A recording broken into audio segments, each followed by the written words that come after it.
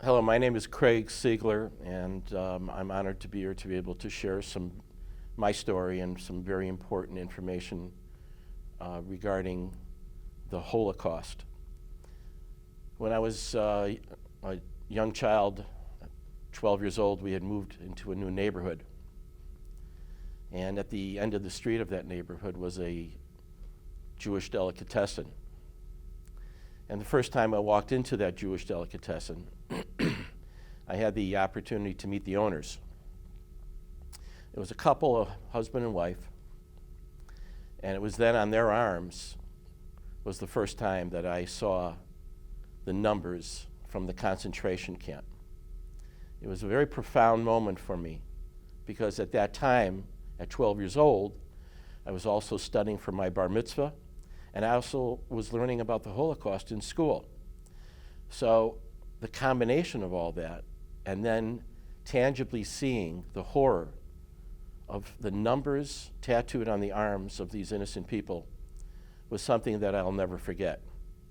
And as a result, I carried that with me my whole life, and which allowed me to pursue opportunities that could lead to greater tolerance, regardless of race or religion, creed, ethnicity.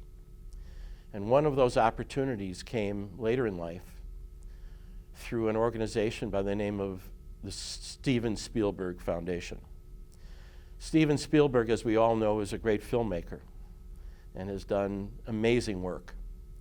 And one of the greatest works he did was a movie called Schindler's List. Schindler's List is the story of what the Nazis did and what the Jewish people had to endure.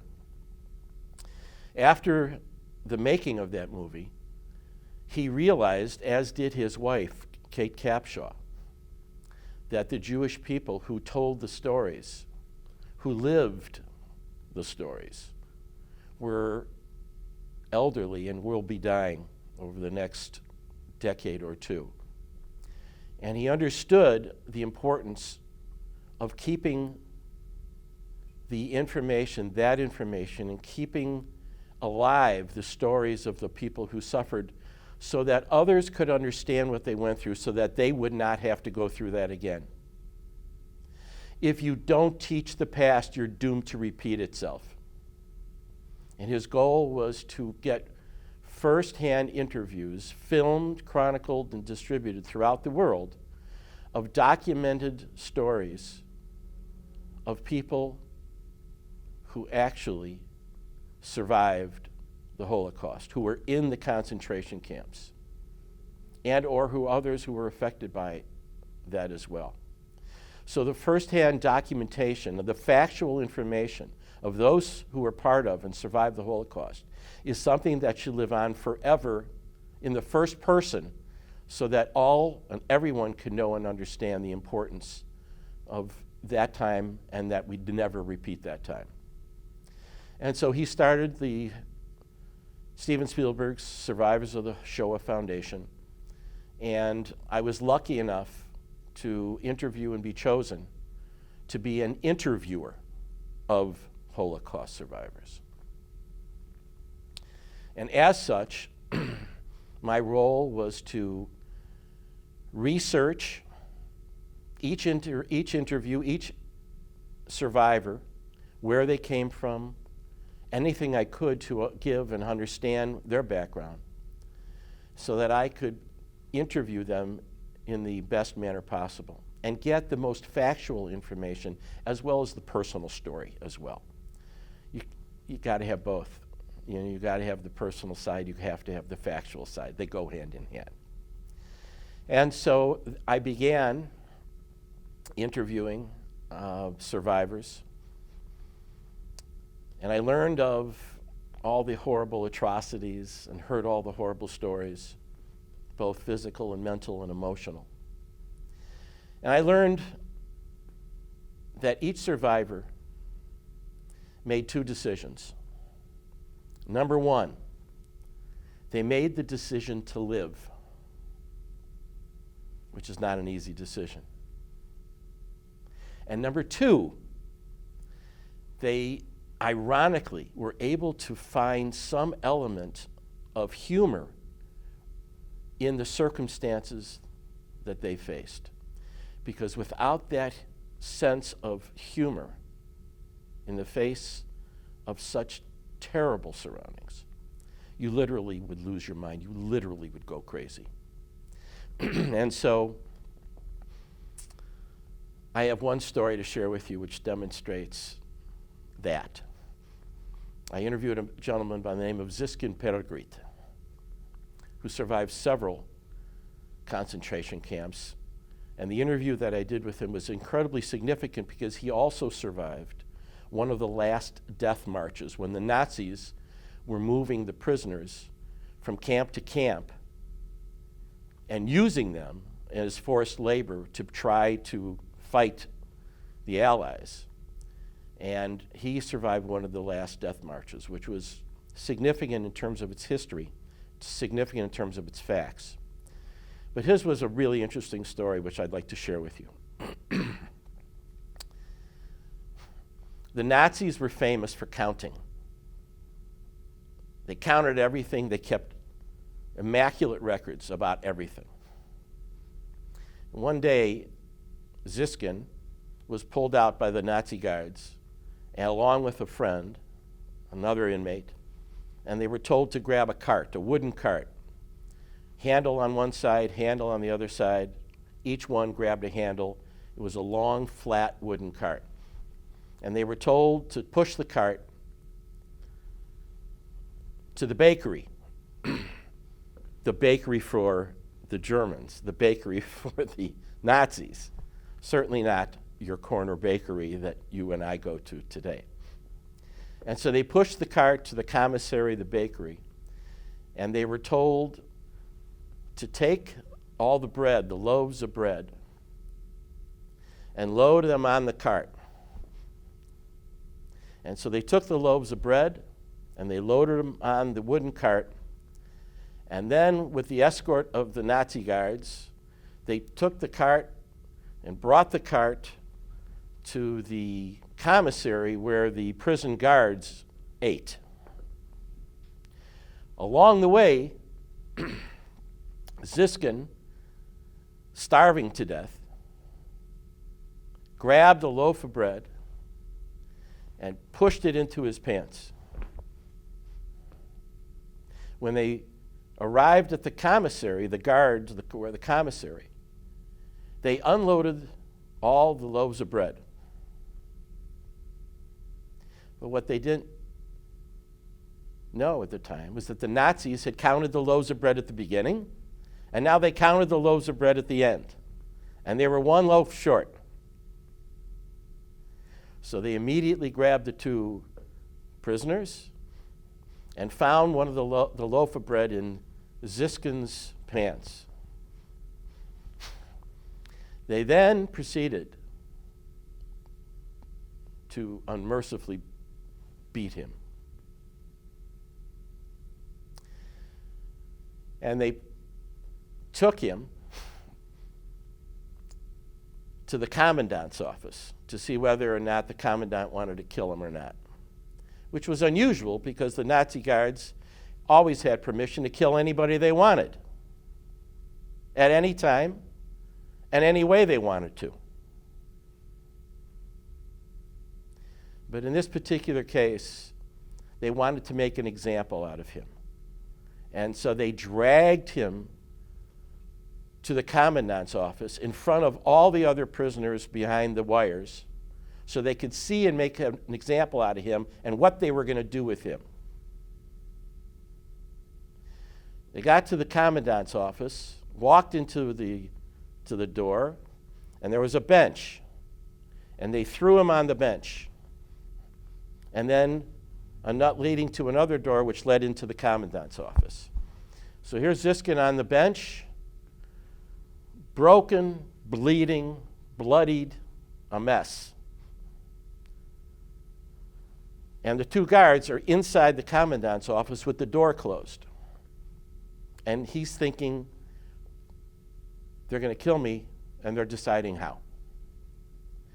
To the right of the commandant's office was a small kitchen area which served just the commandant. In the kitchen area was a cook who was also a concentration camp member. She saw Ziskin lying on the wooden bench, barely able to breathe. She, of course, understood and saw this every day, but she said, "He's still alive. What can I do for him?" And with that, she grabbed a loaf of bread in the kitchen, ran to him, and stuffed the loaf of bread into his pants and ran back to the kitchen so before anybody could see. Out came the guards. They brought him into the commandant's office, and for some miraculous reason, they decided to keep him, not kill him, but to again make an example out of him. So they brought him out to the middle of the courtyard where all the prisoners could watch and see, and they then proceeded to beat him even more. And while they were beating him, he took strength in knowing that he got his loaf of bread. And his strength, his moral, ethical strength, kept him alive, and so that he could recover and then one day tell his story. So this is the kind of treatment, these are the kinds of things that the prisoners had to go through. There are many horrible stories I could tell you.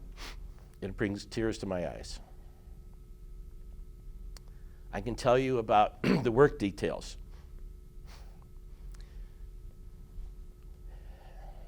Where the dogs, the German shepherds, would be behind the work detail.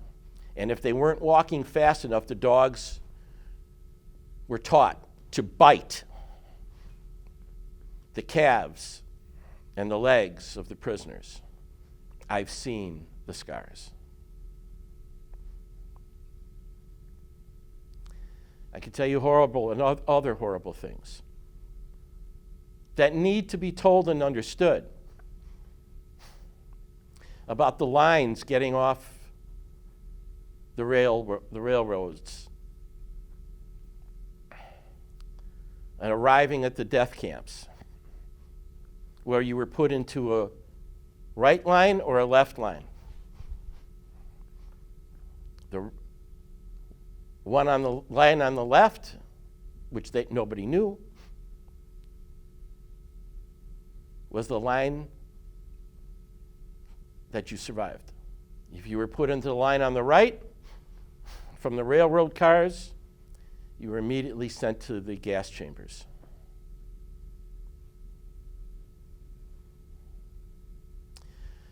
And those two lines were a product of selection. Somebody was making a choice. You've heard the stories of Mengele. Dr. Mengele.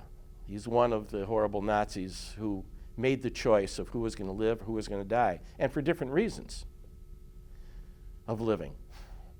You lived because you could work. At the top of Auschwitz, when there is a iron bar that says in German, "Work hard and be free," which goes to the diabolical side of what the Nazis are all about. In any case, you went through a selection before you were put into one of the two lines. And you were selected to live if the Nazis thought you could work. If you were too young, too old, too feeble, you were put in the right line to be immediately exterminated. But who was chosen? Not just people who could work. Oh, the Nazis had some other reasons. certain people were chosen to do scientific experiments on, especially twins. And then other people were chosen for other reasons, hideous beyond belief, especially women.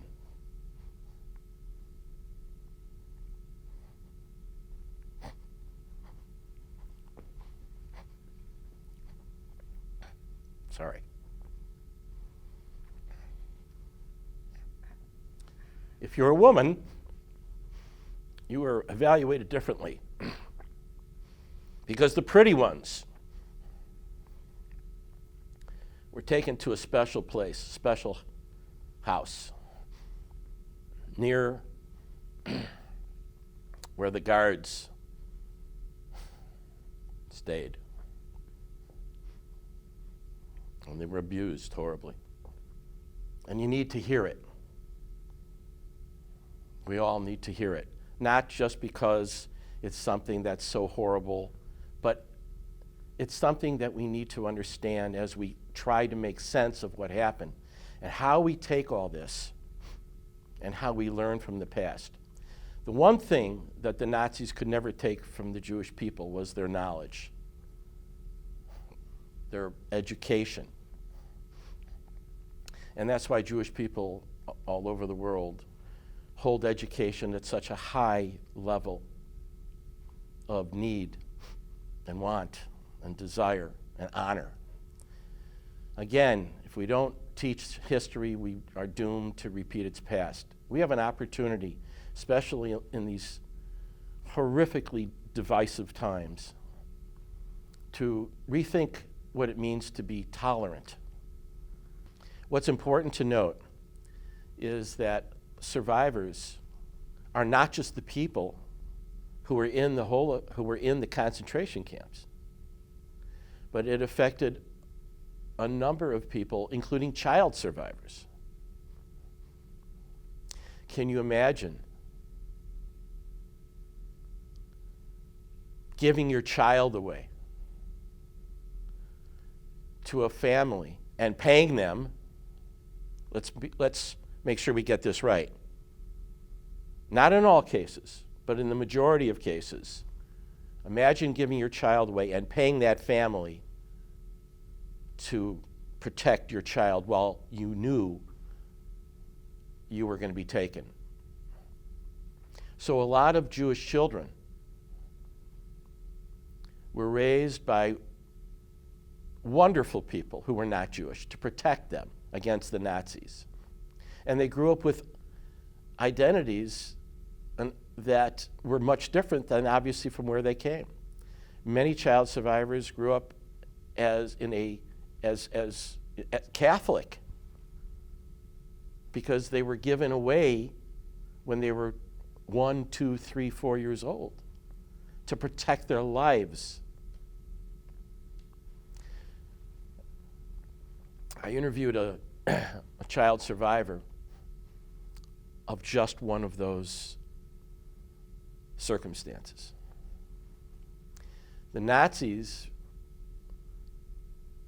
looked for Jews all over, not just when they rounded them up in the ghettos, but they knew that Jewish children were being protected, and so they went to the countrysides to look for them. Imagine. It wasn't enough, but they had to go look for the individual children to kill them as well. I interviewed one lady who was 10 years old and had been living with another family for several years. She was old enough at that time to know that she was Jewish and that she had been living with a family so gracious and wonderful and loving enough to protect her from the Nazis, and her parents and her family had done that to protect her. But one day, the rifle butts hitting against the door, the Nazis came to search. And as soon as they heard the rifle butts hitting the door, she and her sister dove under their bed, terrified, shaking, in horror. Remember, they were old enough to understand. And they hid underneath their bed.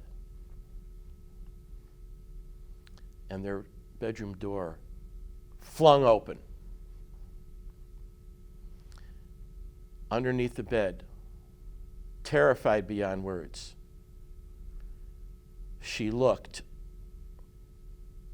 and will never forget the sight of the Nazi boots walking through her room looking for her.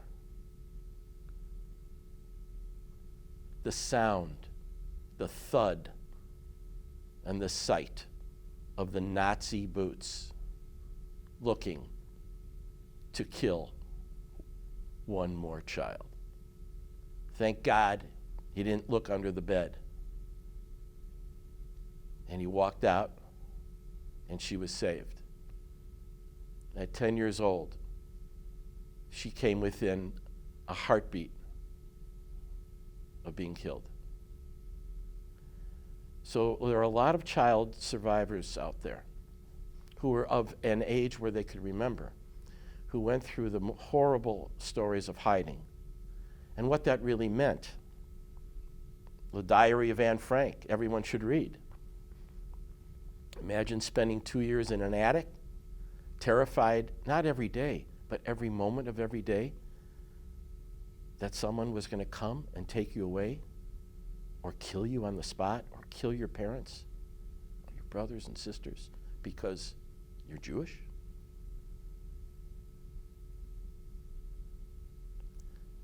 So there are lots of stories at lots of ages.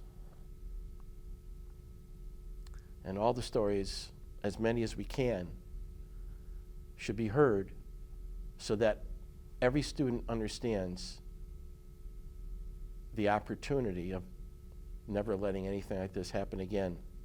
And the only way that happens is through teaching, understanding, talking about it, and helping everybody you possibly can. My father said, Craig, I don't know how you do this. I don't know how you do it. And I said, Dad, I have to do it. I have to do it. And then I come home at night and, cry my eyes out, try to get it out. But we have to do it. We have to do it for all the next generations to be able to understand really what happened and how we can apply those lessons to our everyday life. We can make this world a better place. We just got to take it, we can take it one step at a time with reason, with understanding, with empathy and compassion for everyone around us. It's time. It's time. Let's try to do better.